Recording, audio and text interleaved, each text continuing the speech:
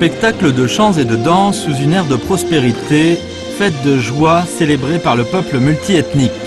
Le 4 août 2012, à la municipalité de Hwangching, rattachée au département autonome de l'ethnie coréenne deIen Bien, dans la province du Jilin, on va assister à une danse originale au chapeau, exécutée collectivement par des danseurs amateurs en tenue de fête. Ce que cette danse a de particulier aujourd'hui, c'est qu'elle va créer un nouveau record Guinness du monde pour le fait qu'elle sera exécutée en même temps par plusieurs milliers de personnes. L'agriculture constitue ce qu'il y a de plus essentiel dans le monde. Cette inscription qu'on trouve sur les bannières montre on ne peut mieux la liaison profonde qui existe entre l'ethnie minoritaire coréenne et la civilisation agricole. S'il faut citer un site où l'on préserve le mieux les mœurs traditionnelles de l'ethnie coréenne, c'est bien Hwangching.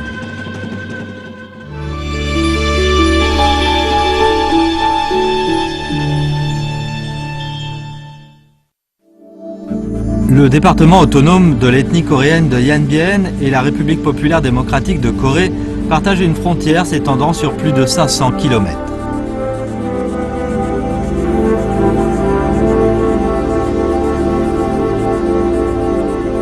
En tenant debout au bord de cette rivière, du côté chinois, on peut voir des villages coréens qui se trouvent sur la rive opposée.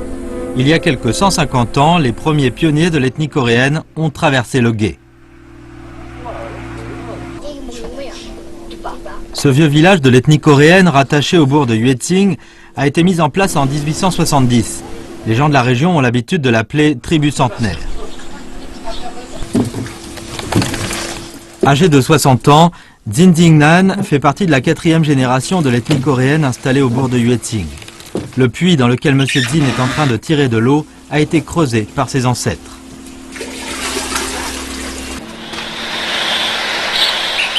Dans la tribu centenaire, on peut trouver un grand nombre de traces intactes laissées par les premiers habitants. Grâce à l'application que met Jin Jing-nan à sa conservation et à sa protection, son habitation familiale est devenue l'un des sites les plus fréquentés par les touristes au bourg de Hwangching. Auparavant, il existait dans la région deIen Bien bon nombre de vieilles maisons, comme celle appartenant à la famille de M. Jin.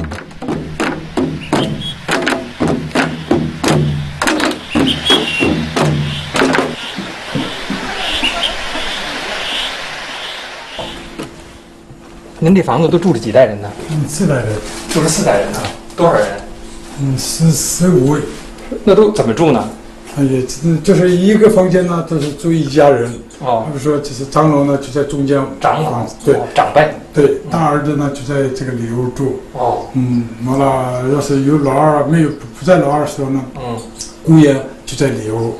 心里边对，完了夫妻呢就在这里有带小孩都在这一个炕上住。哦，那做饭是在哪儿呢？灶坑。哦，对，把这个板子一揍开呢是这个是活动的吧？哎，活动的。一揍开呢，它就有灶坑了。从这儿开始引火。哦，引火之后呢，就是它这个可以就做饭了。这种格局就是这儿一个灶，这儿一个大坑。对，都6间房、8间房都是这一模一样的。Comme c'est en ce moment la saison des grands travaux agricoles, on trouve beaucoup de villageois qui s'activent dans les rizières situées aux alentours du bourg de Hwangching. Dans des moments pareils, on peut souvent entendre les chants de travail provenant des champs. À l'époque, les pionniers de l'ethnie coréenne ont su introduire dans la région des techniques agricoles traditionnelles.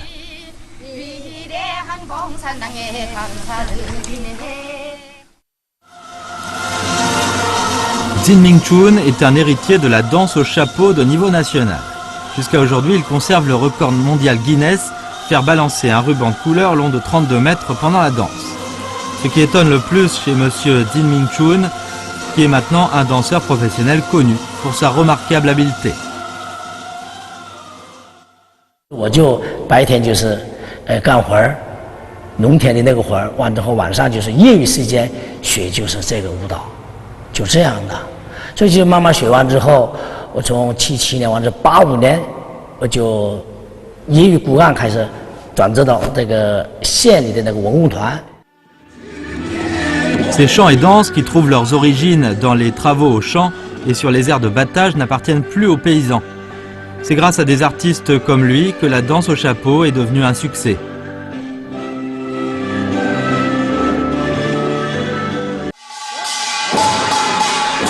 Si Jin Ming-chun a pu devenir aujourd'hui un professeur de danse très aimé de ses élèves, c'est parce qu'il a à son actif bon nombre d'innovations et de coups de maître. Toutefois, ces personnes âgées qui apprennent la danse au chapeau auprès de Jin Ming-chun ne le sont évidemment pas dans l'intention d'acquérir sa technique de danse, mais d'en tirer cette joie qui animait jadis les paysans dans leurs travaux au champ. En effet, cette joie est propre en leur rappelant tout leur labeur.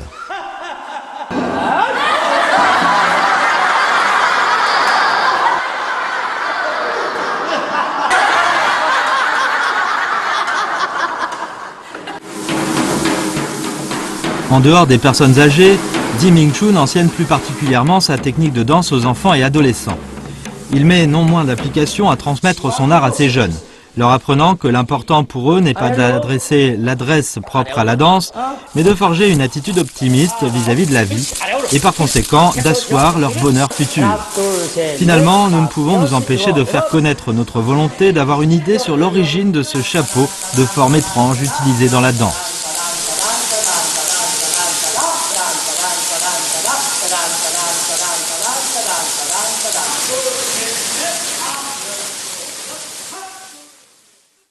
这个以前这个帽子是以前那个军人的帽子，军人的帽子，军人的帽子就是模仿的，战士这个军人的帽子就是这个叫，所以就是站立。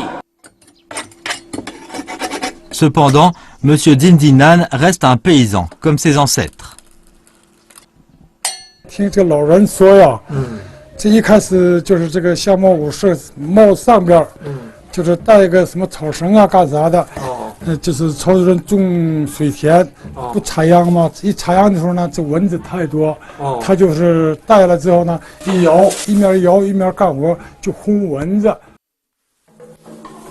Le dicton dit qu'un grand maître fait toujours de brillants disciples. Et nous avons vraiment l'occasion privilégiée de rencontrer un professeur de danse au chapeau aussi brillant que Jin Ming-chun. 这个香茅杆转那种感觉，先摇两下看看，试一下，先摇起来看看。摇，对，哎，香茅杆是转了，但是这个颈椎很容易受伤。 摇法不对了，不能就是那样的，就是你把香茅杆立起来就是这么摇的，不是就是你就光用颈椎就不行，受伤。感觉头也晕。这样的，比如说我举个例子啊，我不戴帽子，我可以给你证明这个不用颈椎的证明，不用吗？不用颈椎的证明。不用颈椎的证明是就这样的，你看看啊。我比如说，我就搁这儿这样。啊，那这您搁这个木啊。 对，就是这个道理。它摇起来的时候，小金子，看，让他去看看啊，他摇的时候看看，先摇一面，一二，看看，他用颈椎吗？不用吧，上下针。哦，对。哎，不用颈椎吧？啊，完了之后就换一下，一二三四，哒哒哒哒哒哒哒哒哒，一二好。 哎，看看，摇起来看，你再试一下。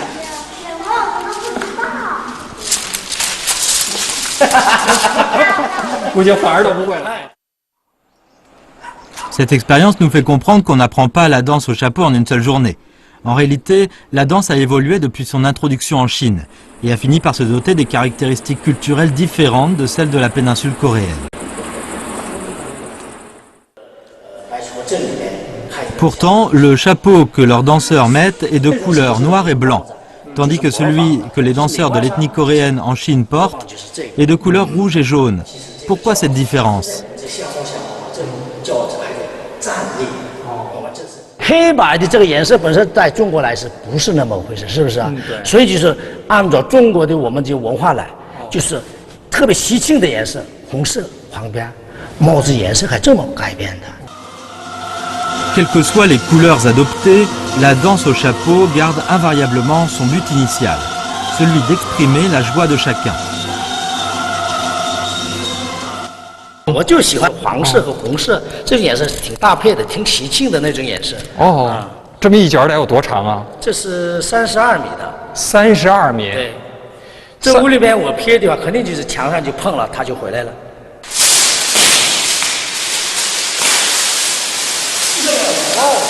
这是很壮观的，跟一条龙在舞动。对，在咱们自治州能跳30多米的，我有几个徒弟会甩，也可以。几个徒弟，对，我是传承人嘛，还得这些技术还得传给这个弟子们。这30多米要甩起来，这技术难点在哪儿啊？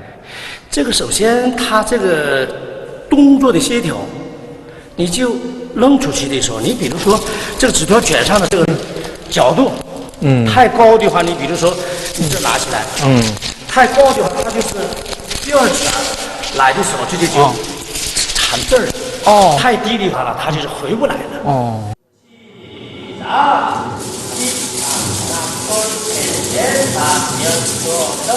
Parmi les quelques 10 000 habitants que compte le bourg de Yueting, 80% environ appartiennent à l'ethnie coréenne et les 20% qui restent à l'ethnie Han. Grâce à l'entraînement de Ding Ding Chun, de plus en plus nombreux sont ceux et celles qui s'inscrivent à l'apprentissage de la danse au chapeau. Le bourg de Yueting est d'ores et déjà devenu un pays où vivent en harmonie des habitants issus de l'une et de l'autre ethnie. Et pendant de longues années, les coutumes culturelles ont progressivement fini par se croiser. Nous remarquons par exemple que les habitants de l'ethnie coréenne ont fait leur coutume de manger des raviolis.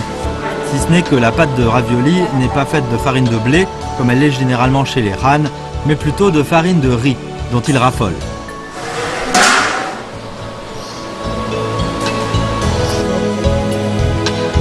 Du fait que dans leur passé, les résidents de l'ethnie coréenne avaient l'habitude d'installer leurs fourneaux juste au-dessous de leur lit en briques, histoire de réchauffer ceux-ci en profitant du feu de la cuisine, dans leur cuisine, il n'existait pratiquement pas de plats frits ou sautés à l'huile.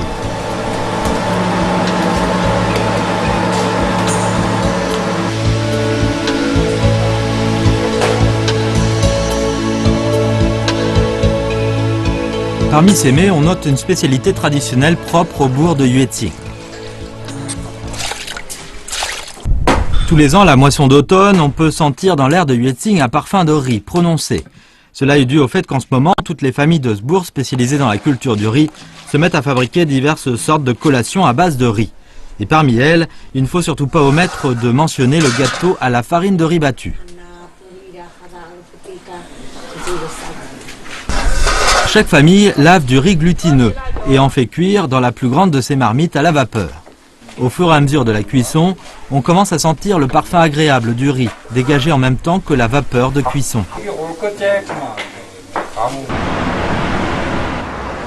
Sui Mi-hu, docteur au musée d'histoire de Yanbian, se consacre depuis longtemps à l'étude de l'histoire de l'ethnie coréenne et de sa culture alimentaire.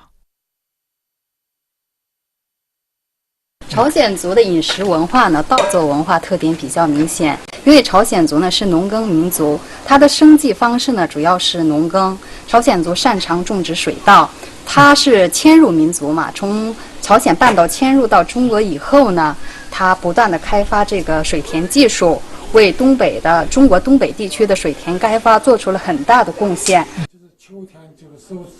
Jin Jingnan dispose de 2 tableaux précieux transmis de génération en génération par ses ancêtres. L'un représente une scène où l'on cultive du riz dans des rizières, l'autre celle où l'on est en train de battre des grains sur une aire de battage. Aux yeux des habitants de Yueting, issus de l'ethnie coréenne, le riz n'est pas une simple variété céréalière, car lorsqu'on a débarqué sans un sou vaillant dans la région il y a plus de 100 ans, il était leur seule chance de survie. C'est toujours au riz qu'elle devait plus tard leur réputation dans toute la région du nord-est de la Chine. Et désormais, nombreux étaient les gens qui sont venus de tous les coins du pays pour l'inviter à les instruire sur la culture du riz.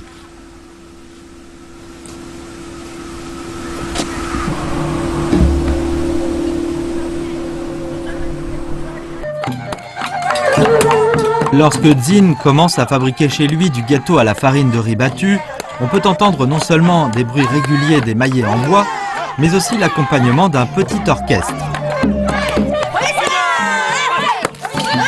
On dit que la même scène se reproduit dans toutes les familles qui se lancent dans la fabrication de leur gâteau à la farine de riz battue.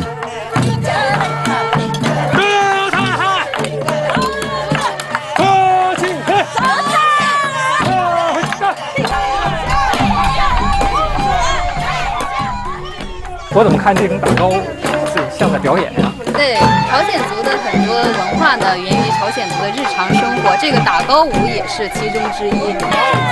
我来体验一下，好，我来体验一下。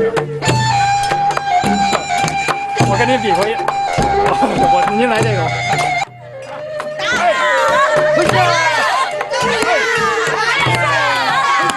On dirait bien que chez eux, la danse et le travail font partie d'un ensemble inséparable.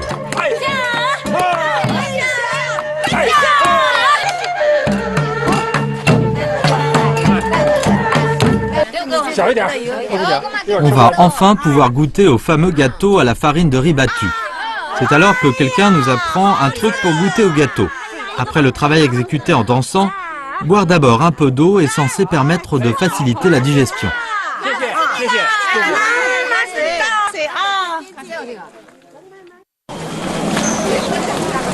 Le même jour où la danse au chapeau, exécutée en même temps par plusieurs milliers d'amateurs, est enregistrée parmi les records mondiaux Guinness, un autre record du monde Guinness a été battu dans le même département autonome de l'ethnie coréenne de Yanbian. Il s'agit d'une danse spectaculaire.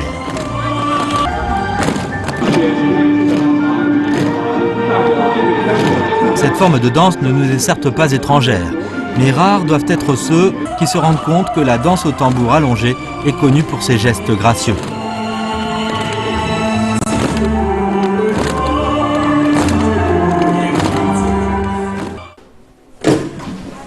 Quelque part à l'est du bourg se trouve un lieu où des âmes réunissent spontanément pour danser. Lee Messiang, actrice spécialisée dans la danse au tambour allongé au centre artistique des masses de Yanbian, fréquente elle aussi de temps en temps ce lieu.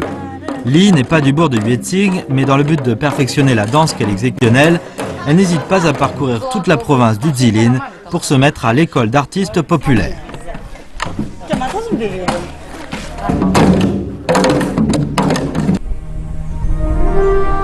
Yueting est un bourg agricole standard du nord de la Chine, ayant pour activité principale la culture du riz. Et c'est sans doute là l'une des raisons pour lesquelles la danse au tambour allongé de la région contient souvent des gestes faisant allusion à la production rizicole.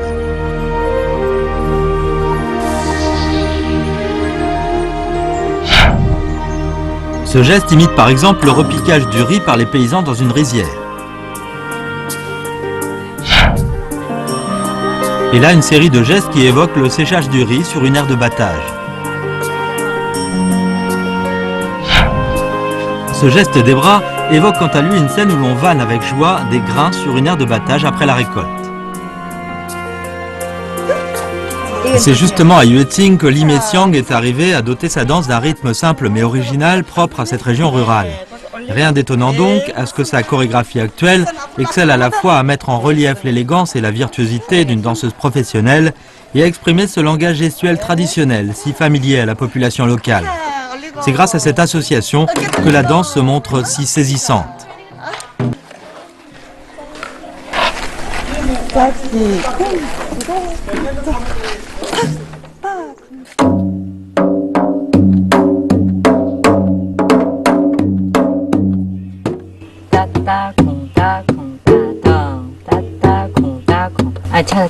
这表示一种什么心情呢？欢快的心情。欢快的心情啊！就像这种鼓谱、这种鼓点儿有多少种啊？挺多的，数不清。数不清啊！对对。您给我们演奏一个忧伤点的。啊，忧伤的鼓点是没有，都是欢快的时候我们是那个敲鼓点。都是欢快的。对对对。那您给我们演奏一个最欢快的。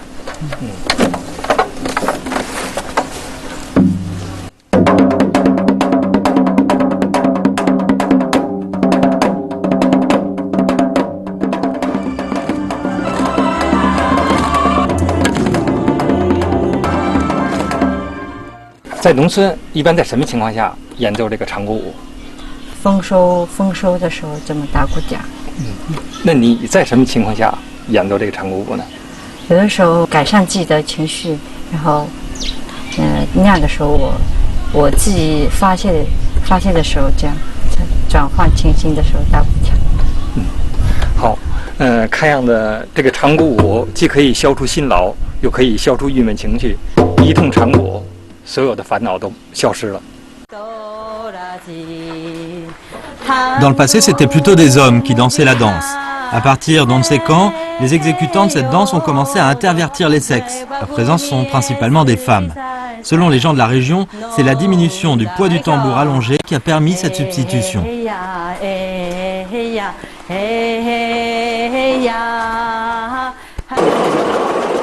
Pour nous faire une idée de la transformation du tambour allongé, nous débarquons spécialement à l'Institut d'instruments de musique traditionnelle de Yanzi. 这是第几道工序了？这个已经3道工序了。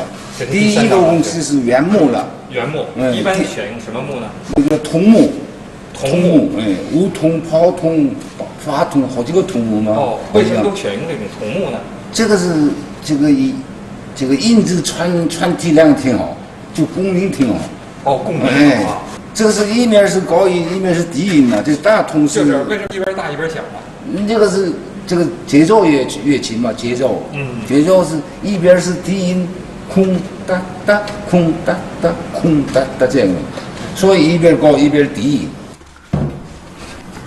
Ce qu'il y a d'extraordinaire dans le tambour allongé dont on se sert pour danser, c'est qu'il dispose d'une caisse de son aigu et d'une caisse de son grave, et que chaque caisse est capable de donner 5 gammes de sons différents.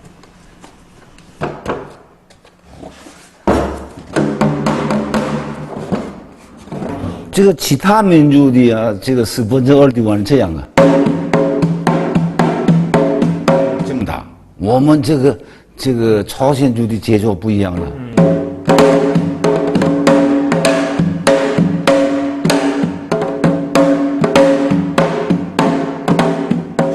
这个好像好跳舞。Grâce à la rénovation d'anciennes habitations, l'aspect du bourg de Yueting a considérablement changé. Et bon nombre de résidents ont d'ores et déjà emménagé dans de nouveaux quartiers d'habitation. Mais M. Dindingnan préfère ne pas renoncer à son ancienne résidence.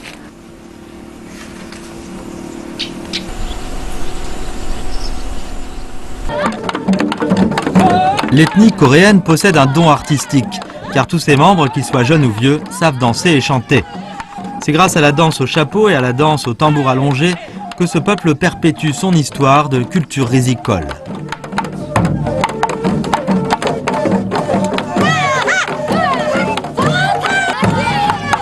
Les gens de Yueting perpétuent inlassablement les vieilles mœurs de leur ethnie tout en poursuivant une vie simple mais non moins heureuse qui leur est propre.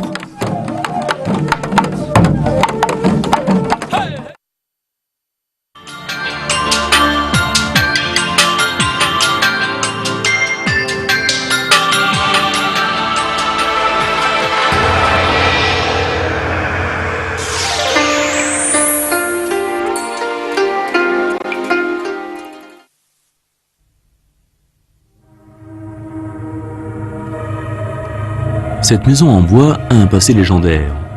Construite sous la dynastie des Tang, puis refaite en 782, elle est le plus ancien bâtiment en bois de Chine, voire du monde. C'est le temple bouddhiste Nanshan du mont Wutrai, dans la province du Shanxi.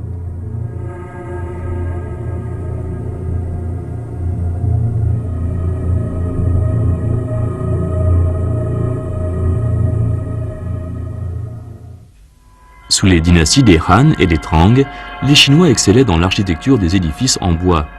De par la voûte de la grande salle du temple Nanshan, nous constatons que la mécanique architecturale était largement maîtrisée à l'époque. À cette époque, apparaissaient déjà en Chine des structures de 5 pièces, de 7, voire de plus.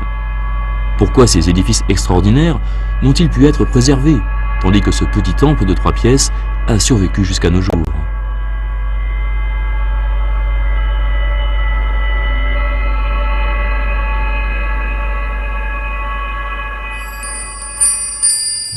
Introduit en Chine à partir de la dynastie des Han de l'Est, le bouddhisme connut très vite un grand essor. Cependant, il fit aussi l'objet de répression plusieurs fois dans l'histoire, notamment sous le règne de l'empereur Wu de la dynastie des Zhou du Nord en 574, et sous celui de l'empereur Wu de la dynastie des Tang en 845. Ces deux souverains ordonnèrent de détruire temples et sutras, si bien que la grande majorité des sanctuaires de l'époque fut réduite en fumée. Mais le temple Nanshan échappa à la destruction sous l'empereur Wu de la dynastie des Tang en 845. Selon les experts, c'est sans doute du fait de sa situation éloignée et de sa taille modeste de 3 pièces. Les grandes salles de 5 ou 7 pièces étaient très à la mode dans le temps. D'autre part, le mont Wutai est à 3000 mètres d'altitude, là où les précipitations sont faibles. Le bois souffre moins de l'érosion du temple.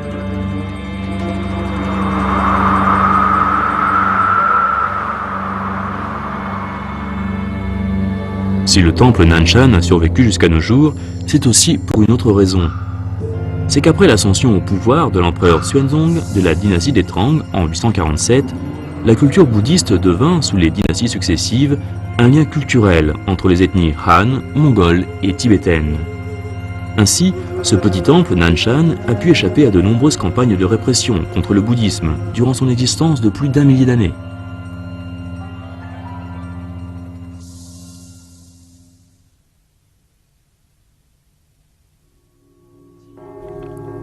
Aujourd'hui, la grande salle du temple Nanshan mesure 11,6 mètres sur 10 mètres.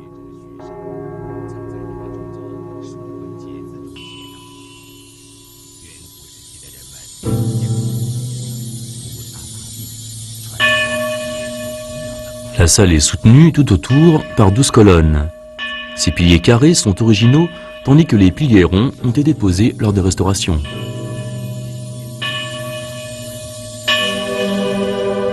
Les pièces de bois utilisées dans la construction du temple Nanshan dépassaient en termes de taille les normes prescrites dans le règlement de construction de la dynastie des Song. Ces grands dispositifs disparurent dans les édifices à partir de la dynastie des Song. Ils sont caractéristiques de l'architecture de la dynastie des Tang. Plus tard, on a constaté, à l'issue de la comparaison entre le temple Nanshan et les palais impériaux des Ming, que les constructions en bois en Chine ont certes connu une période d'évolution, mais que leur structure principale ne s'est jamais écartée du contexte culturel national, ni de la philosophie traditionnelle. Cette structure porte en elle une tradition culturelle.